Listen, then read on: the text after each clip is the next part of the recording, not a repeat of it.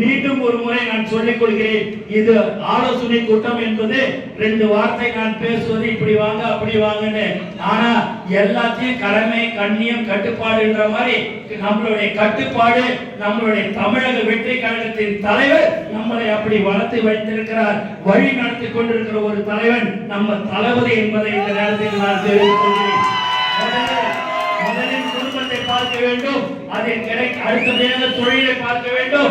அதில் கிடைக்கும் ஒரு வருமானத்தில் 1% 2% எடுத்து மக்களுக்கு செலவு செய்ய வேண்டும். எக்காரணத்தை கொண்டும் கடன் வாங்கி செலவு செய்யக்கூடாது சொல்லக்கூடிய ஒரு தலைவன் நம்ம தளபதி என்பதை இந்த நேரத்தில் நான் தெரிவித்துக் கொள்கிறேன்.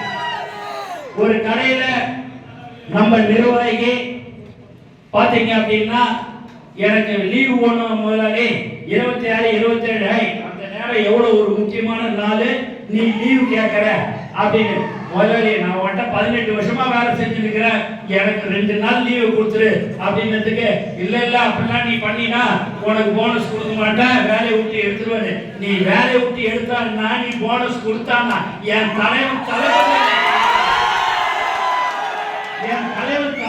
போய் பார்க்கணும். உன் வேலைக்கு வேணா எதுவும் வேணாம் அப்படின்னு சொல்லக்கூடிய ஒரு உண்மையான தொண்டன் யார் என்று சொன்னால் அது தமிழக வெற்றி கழகத்தில் மட்டும்தான் என்பதை இந்த நேரத்தில் நான் தெரிவித்துக் கொள்கிறேன். ஆகவே நீங்கள் தளபதியே உங்களை நேரடியாக உங்கள் வீடு வீடாக வந்து உங்களை அழைத்ததாக கருத்தில் கொண்டு நீங்கள் குடும்பத்துடன் நீங்கள் அடுத்த மாதம் 27ஆம் தேதி மாநாடுக்கு வர வேண்டும் என்று உங்களை கேட்டுக்கொண்டு எனக்கு வாய்ப்பு கொடுத்த அனைத்து உள்ளங்களுக்கும் நன்றி கூறி விடைபெறுகிறேன். நன்றி.